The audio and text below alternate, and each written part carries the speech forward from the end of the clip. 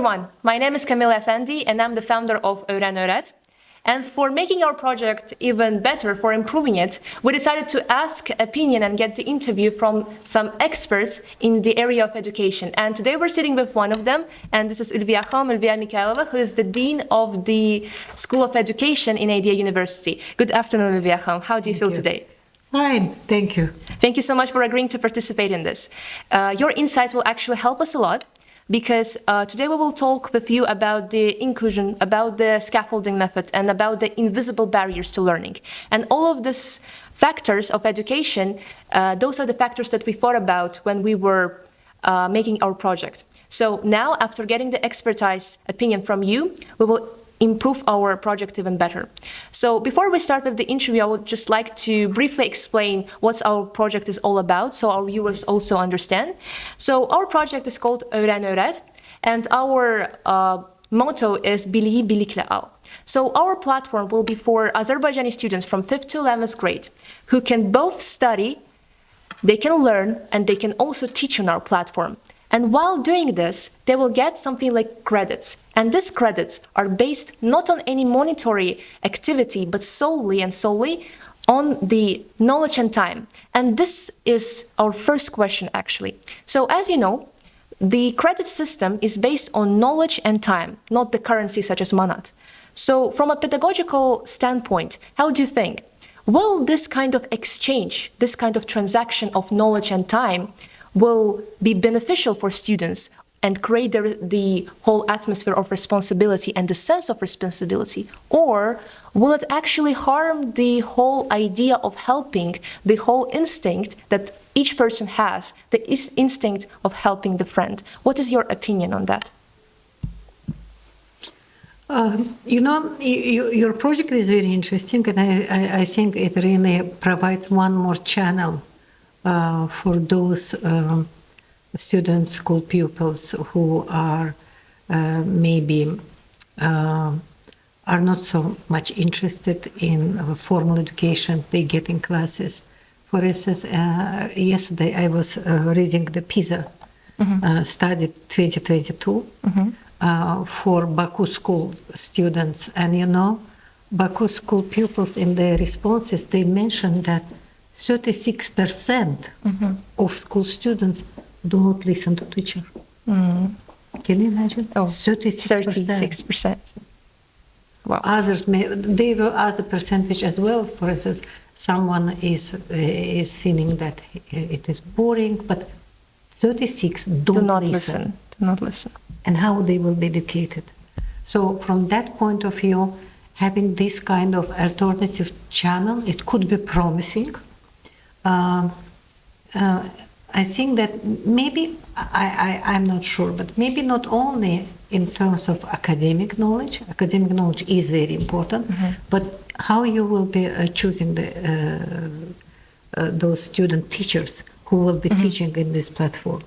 Because you have to be sure, you have to be confident that they provide valid knowledge. Yeah, exactly. Not something they want. Exactly. So from academic point of view, I think you have to think about this. This will be one of our questions, by the way. You already predicted it. Yes, but from a social emotional point of view, I think it is very important. In addition to the challenge our students face in schools, I mentioned this 36% and decreasing student performance in the graduation and admission exams. I would also mention worrying signals of social emotional, I don't know how to call it, deprivation maybe, and this social emotional. This well-being now is stressed more and more. I agree. Yes, and now and it is now considered that yes, there is some critiques, but in general, it is accepted that well-being comes first, knowledge Always. comes, Yes. performance comes second. So this kind of channel, which would be managed maybe or by their peers who may understand them it will be very important. And also one more important issue. Our students, school students, they come from school, they finish school at 2, the latest. Okay, yeah. Right? We also, yeah. You also? Like at 2 or 3. 2 or 3. Yeah, exactly. In public schools, it's maximum 2. And their parents, if they work, they come at 7. They finish at 6, and then this commuting home, 7. For 5 hours a day, children don't have anyone nearby to help them to perform, to feel better. So in that term, I think your idea can fill out this gap. Oh, thank you so much. We actually did not think from this perspective, and now it becomes even more visible. Like for so many kids who are actually coming home, they don't have anyone to help, because like it's also one of the barriers we're going through. But they don't have, let's say, parents or teachers or maybe tutors, and then they will find like something like online friends on our platform that who will help them. Yes. So I even from this think perspective, that it's really good. the social emotional aspect of this channel may be even stronger than academic knowledge. I agree fully with you. So now I would like to touch upon the point that you mentioned, because it was actually one of our questions. So I was really glad when I was like researching about your papers, and one of them, I think in 2010, it was about Vygotsky's ideas, like even the zone of proximal development. Yes. Yeah, and I really like the idea of Lev Vygotsky, it's the Soviet psychologist. And when I was coming with the idea of this whole project, I was thinking about it, that Vygotsky's idea was that the person needs more knowledgeable other, like the person who will like assist until this someone becomes independent. Absolutely. And one question that I encountered is, if metaphorically saying, won't this someone who is supposed to be more knowledgeable other will be, let's say, blind? So the blind person will actually try to guide the blind person. So how can we make sure that this more knowledgeable other is actually knowledgeable? How can we be sure that this someone is expert enough to teach someone? And we came with the idea of not taking as teachers everyone. We wanted to interview them before to make sure that they are actually suitable for the role of the teacher. But our question now to you is, what other maybe method would you suggest to us so we can ensure that once again the blind person will not guide the blind person, that there will be an actual expert as a teacher? You know, I would make a public call. I would make a public call with very clear criteria for selection. I even maybe will make this maybe some selection committee to select the best, because it is, you are right, it is very important that you have to select, and that will bring more added value, and then you will get really the best, and the country will know that you are choosing the best. And I think that would be, I would selection committee. Yes, I would recommend this. Thank you so much. We will brainstorm with our team after this interview. Yes, do it through this youth networks, school networks, I don't know. And really, you know, there are so many young people. There is also some organization, I don't know if it's still in Azerbaijan, they were approaching me, Teach for Azerbaijan. Teach for Azerbaijan. There is a big initiative, Teach for America. And this big organization established some branch in Azerbaijan, Teach for Azerbaijan.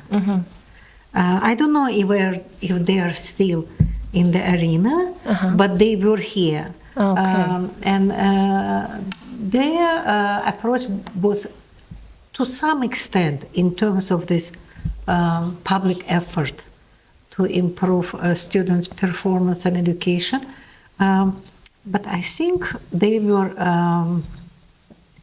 I don't remember their approach, but they were, so you can talk to them. It is a big initiative in the US when many countries they face similar situations, and there are schools which are understaffed with quality teachers and teachers, especially these far located farms or these remote rural areas. And they prepared a program when they recruit volunteers, they select them, and those volunteers, after they teach 2 years, in this Teach for America, in those small, remote, rural schools, they get a free of charge chance to be educated in the best universities in the US. Wow. Yes. And actually, Peace Corps came with the similar ideas. You know, you go to some countries in a war, and then you are served there for 2 years, and then you get Teach for America. It was something. In Azerbaijan, there was some initiative inspired by Teach for America, Teach for Azerbaijan. It was a bus which was going from one village to another village, but it was not as comprehensive as you suggest. So I would recommend you to learn the experience. I don't remember why I brought these examples, but it's really better if you explore other similar experiences, not to repeat their mistakes. Exactly. Yeah. So we can also know that, for example, if they were preparing their programs, what criteria they made for and teachers they were announcing. You can, yes, you can. We will definitely research. Thank you so much. Now I would like to talk about the inclusion, because as far as I know, throughout your career, you were advocating for inclusive education. So my question to you is, such platform, digital platform, this is very important, digital platform as Öyrən-Öyrət, will it create the inclusive education since we are bypassing some physical barriers? For example, someone doesn't have finance enough to hire a tutor, maybe someone has just, have any other physical boundary. Will it actually bypass these physical boundaries and create this inclusive education, or it will happen by the another way? Those who have better devices, better internet, better digital whatever, will get smarter faster. Will they have more opportunity? How do you think? The risk of, in almost 10 years ago, UNICEF published very interesting report, education for some more and better than for others. And this problem remains in the whole region. And this problem remains in Azerbaijan as well. So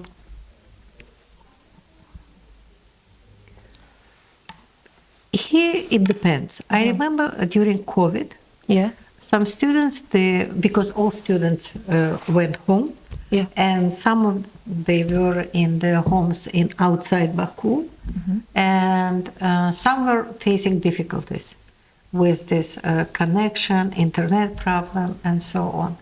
And I remember one of the students, she never faced any connection problem.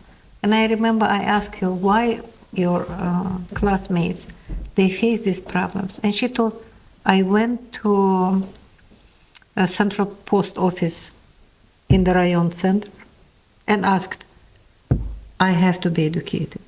You have to do that. I have no problems with internet. And they helped her. And they helped her. Yes, wow. Somehow they did technically. And she did not. So why I'm saying this? First, it is very important about to be personally committed. So it is one. But of course, this inequity will be in this situation. But how you can overcome this? This was something that we wanted to ask from you, because the ideas that we had, they also are similar. That the whole idea initially was that we need to create this sense of responsibility, that if there is someone with problems, that issues, any physical boundary, as I said, if they, as you mentioned, if they really want to get educated, they will somehow find a way, they will somehow get in the way. So our idea was that actually the person who wants to study, who wants to get this help, because here there are no monetary activities, actually it is easier. They will maybe ask some relative to give them their device, or they will connect to some internet in some public place. So they will find a way. And this was our initial idea. So maybe if you have any other method of how we could overcome and make sure that it is actually inclusive education for all people, it would be even better. If you could maybe propose any other method. No, I agree with your idea about this personal commitment. It is very important, because it is funny, but one of my students, he was joining class during COVID on the top of the tree. Oh, and it was okay. so funny. He was trying not to open camera, but when he was opening, what are you doing there? He thought it was better here. The internet was actually better? He was up on the hill, and on the hill it was some tree, and he so it was funny. No, but it's about personal commitment. Yeah. As an alternative, I don't know. Of course, it depends on this. Maybe you can do some camps when people come in person. For instance, during summertime, or during these breaks, school breaks, and maybe people can come together and just have these summer classes together. I don't know. It is one of the options. It's not, of course, affordable for many, but it is hard. It is very hard to bring the idea which will work for all. Yes, you can do maximum, like these advices, this sharing, these stories of people, and also, if people, those who will join, will feel engaged and interested, I think they will find a way.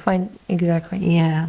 We could also make houses for them. So we were thinking about this, actually creating finding some place where not like every day, not every week, but at least they will have some meeting, let's say in 1 month, or even faster if they want, where they can get together. So because, for example, I have an online friend who was teaching me math all this time. I want to meet them in real life, and I'm just coming together in these houses, and this is how the whole engagement process is happening. Yes. So this is really good for our I agree with you, and this also. There is such an experience in Azerbaijan. Really? Yes, I remember when we announced some vacancy, some young man, he applied to us. He did not pass, but he was very good and very strong. And he said every summer he conducts summer camps. This young man? Yes. Oh. Summer camps. And I don't say that it is the same idea, but he told that it is very demanded because summertime is another challenge for parents in terms of, especially for those who have not high socioeconomic status, where to take children. A regular parent, if he or she are employed, it is like 30 days off. And children have 2.5 months, even 3 months. What to do? Yeah, exactly. Yes. What to do? Yeah, these camps could be a solution for both kids and children. Yes. The kids and parents. You can even contract to make it affordable for all. You can discuss this with some kindergarten or school. Maybe they can give you the space for summertime. To have these kind of camps. I don't know, you can discuss this issue. Also, there are, I visit a lot of rural places in Azerbaijan. And in every rural place, there are so many empty places, they're just not used. You can also contact Ministry of Youth, Sport and Youth. They have youth centers in many regions, almost in every village, at least in big villages. And you can. One of our graduates is an officer in one of the regional youth centers, and I can connect you with him as well, and maybe they can also support you in terms of this accommodation. And maybe they also can be interested in bringing some additional agenda for those meetings. I think would be super good, actually. It is possible. I also think, and it would be really good for the whole, even making the project. Yes, even better. I think it will. This will be super good. Yes, collaborative project. Thank you so much. So, next question, since we already started talking about parents and children and all this stuff, so the question will be like this. as 11th graders, for example, I'm an 11th grader, most of the time we are craving autonomy. I can confirm. And most of the time, kids, they don't like when parents and teachers, they are trying to control them too much. So how do you think, will our digital platform Öyrən-Öyrət will create this safe space for children where parents and teachers, they will not control them, when they will be the ones who are controlling themselves, they are the ones who are responsible for their lessons, for their credits, for their whatever studies, or will it create a very good ground for innovation for these children? How do you think? Will it actually help creating this safe environment where children can grow themselves without parents and teachers controlling them? Of course, it is better to have this kind of space, at least to pilot, to try. I'm not sure that it will happen immediately because this growing the responsibility, the feeling of this understanding of these duties and responsibility, it is something which I think is hardly moving forward in our education. Agreed. Because we take too much care about our children, and we limit probably their. No, we do it because we love them, because we care about them, but they want to be adults, or they have to grow as adults, and so I don't think that it will be easy. Maybe part of your program, it will be about how to develop this self-confidence, self-regulation, this feeling of responsibility. Because I don't think that it comes automatically. You just have a space and you enter the space and, I'm responsible what about gradually? For everything. What about gradually? Gradually, yes, but you have to think it's not easy. Yes. You have to think how. And maybe you will need some professionals who can take this. I remember there is a very interesting, very famous psychologist in the field of early childhood, Stuart Shanker. He is from Canada. Even for early childhood education, he told that the first thing we have to develop in children is self-regulation. Self-regulation is not a self-control; it is a self-regulation. And do we develop this? Unfortunately, no. I think we underestimate this need for this selfness. Absolutely agreed with you. And this was the whole idea of this Hacıcan Tagif competition is that you are finding this one problem, one issue which exists right now in society. And I think actually people underestimate the idea that there's self-regulation is not something that now people pay attention to. It's not maybe in some families, in some backgrounds, maybe they are, but actually not so much. And this is something that needs to be taken care of. So that's why we decided to make exactly this project. So at least children from 5th grade to 11th grade, they can understand the whole self-regulation, self-study, being responsible for yourself. And when you're saying gradually, I think this is also a good point because actually children will start, for example, someone starts at 5th grade. By the end of the school, let's say 10th and 11th grade, their parents will trust in the child so much that, okay, my child, they come home, they open their computer and they study themselves. And they're so good. Yeah, and that's so good. They never do any bad thing. Yeah, I don't have to come and just go do your lessons, go do your homework. They will not do this. So by the end, maybe in 5th grade and 6th grade, they will come and say, okay, that's suspicious, let me see. But till the end, in 10th grade, in 11th grade, already they will say, okay, I fully trust my child. They will come home, they will open Öyrən-Öyrət, and they will do their math homework that they didn't understand. So do you think that actually if the child starts at 5th grade, but the 10th, 11th grade, at least mothers and fathers will be okay, I trust you. Do you think that this gradually will happen if they started in 5th grade? And will it happen till 10th and 11th grade? Do you think? Social relations is nothing so linear. I do this and gradually it will come here. Okay. First of all, between 6th and 11th grade, 6 years. So it should be consistent intervention to do it. Yeah. So it's not an easy. And the second is, I think, yes, self-regulation can be developed, and can be developed, and of course should be developed. But it depends on those facilitators whom you will be choosing for your project. If they will be educated, knowledgeable, skillful to help those children to develop self-regulation. What do you mean by facilitators? I mean those who will be teaching this your subjects, physics, maths, in your school. Themselves. Because self-regulation, it's about specific approach, how to develop self-regulation. And in our culture,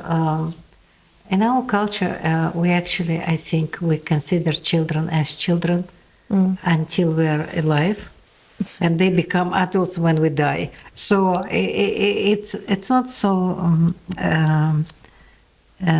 understandable in our culture, but I think that no choice. We have to develop self-regulation. We cannot take care about our child in every single situation in the life. Agreed. We have to prepare them for the future.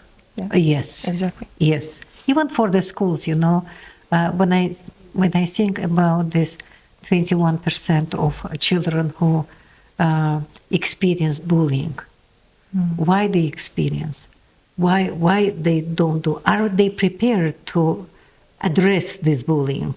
You know, it's also an issue of this resilience. Yeah. Resilience is another very important quality we have to develop in our children. They shouldn't give up. We should develop this so they overcome any kind of difficulties in any kind of situations. And so it's a huge work. Yeah. But maybe through this communication with peers, with more knowledgeable, more experienced, or more committed, you have to read about this, how to develop all those. There are some strategies how to develop this self-regulation, resilience, and so on. Yeah, we will research it. This is very important point about the self-resilience, since the whole project is about it. So thank you so much for raising it. So now the last question. It is still going. Yeah, we're still going. You wrote me that it is for 15 minutes, but we're talking about... When the conversation is good, you know.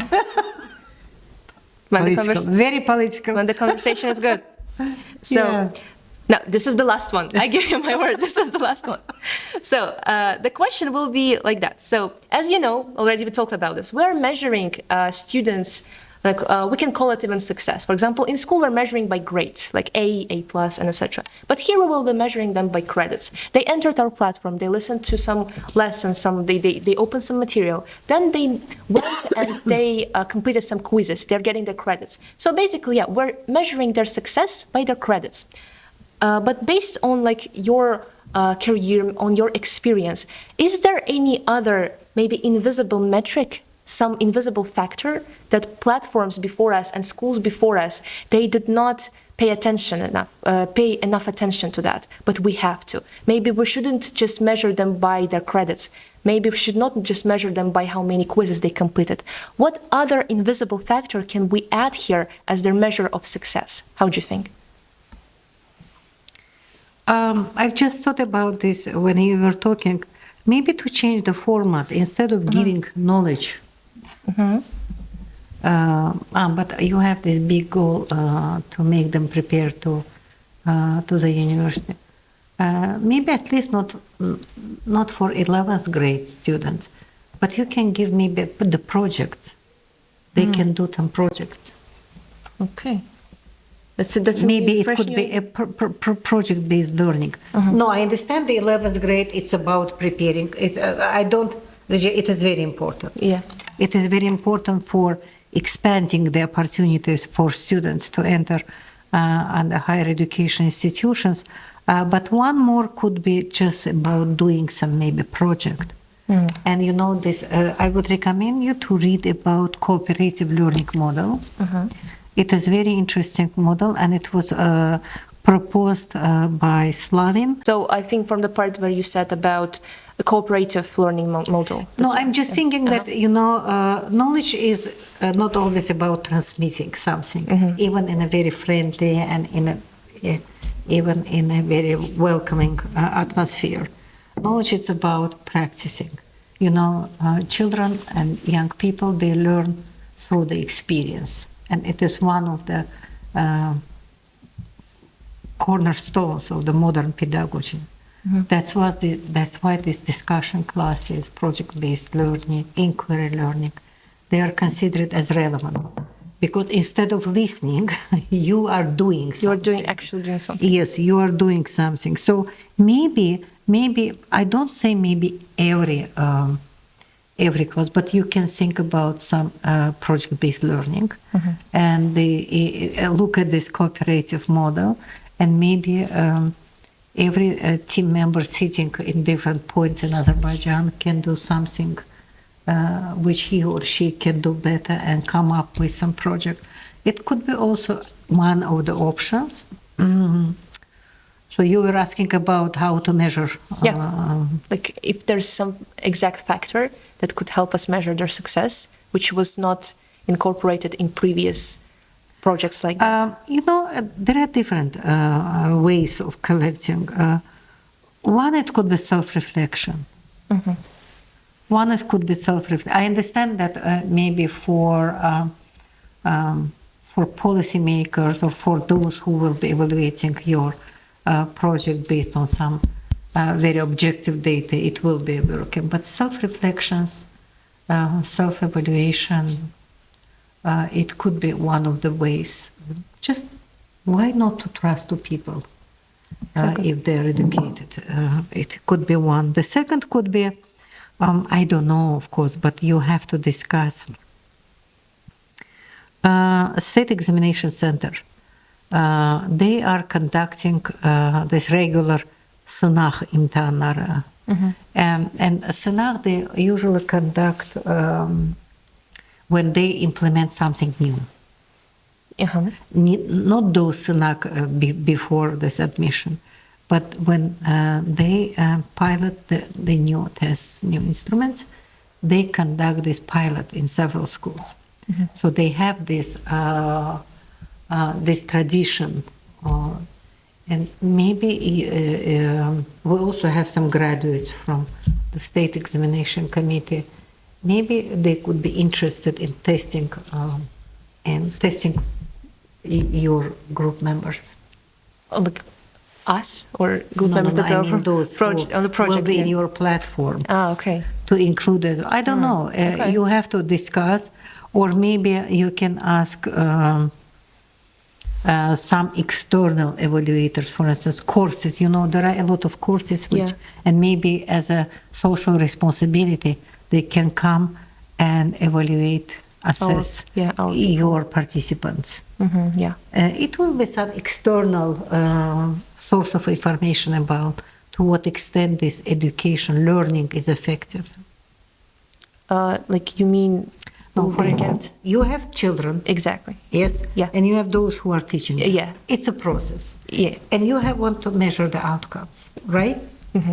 And for this, you can invite sometimes maybe some external of courses, external, to distribute some, I don't know, tests, questionnaire, something. And then it could be like external evaluation. But I would not go so far, but you can do it. I would go for self-reflections. I would go for reflections by parents. Maybe parents would be interested. Had they felt any difference in the behavior, in this performance, in the attitudes? Yes, so there are a lot of standardized surveys about attitudes. So you can send this to parents, for example. Yes, you can do this as well. And of course, reflection by those who will be teaching in your courses, how they feel, getting their recommendation. If it is a process, it always will be adjusted based on the feedback.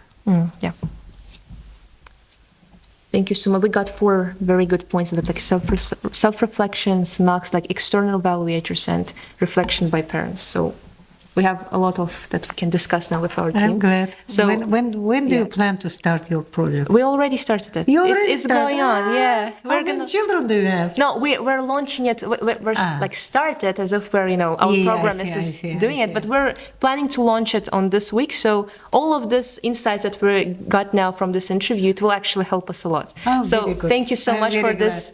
Thank you. Conversation. Thank you for this great idea. I wish you all the best. Thank you so much. Haji Zeynalabdin Award. Maybe, who knows, maybe I will come to celebrate you. Inshallah. Thank you so much. Thank you. Thank you so much, ma'am. Thank you.